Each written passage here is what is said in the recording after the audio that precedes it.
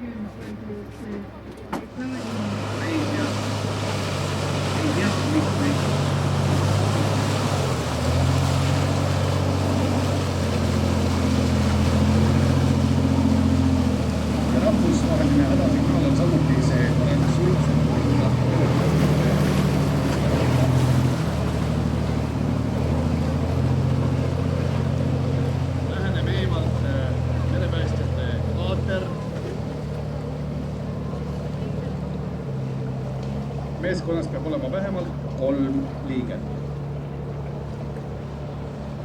Ja nad kasutavad jäika päästevõrku.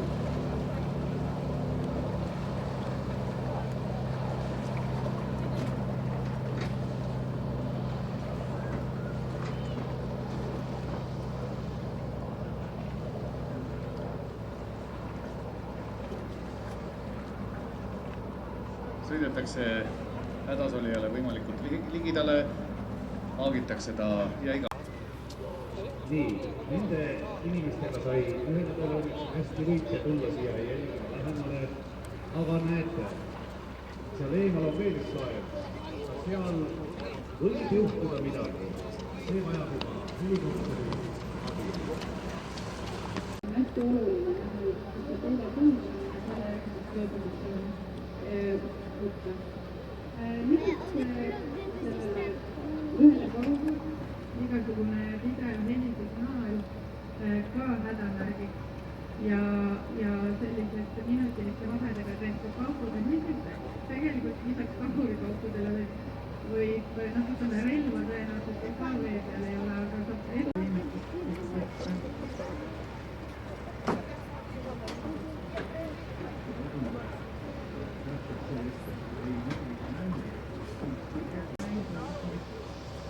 On olemas sisuliselt esimesed vastaga punane signaalrakett, mis on langlavarjuga, et see on ikkagi kasutamiseks ainult hädaolukorras.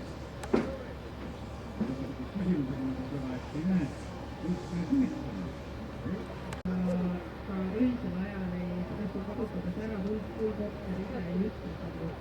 Ehk kui doktor annab signaali, et peaksite seda kasutama küll, aga nüüd on pigem, et see tulk on selline huvitav sellist korterile hea märgu on, et korterile tulevad väga hästi, et ei ole vaja neid pakette ja kuidas kokad näed, seal on leemed, mis on muu juttu taga, on üks suurt pandud, ilmselt meil on inimesed teed, mis kokkavad, kes ei näe, või kui näete,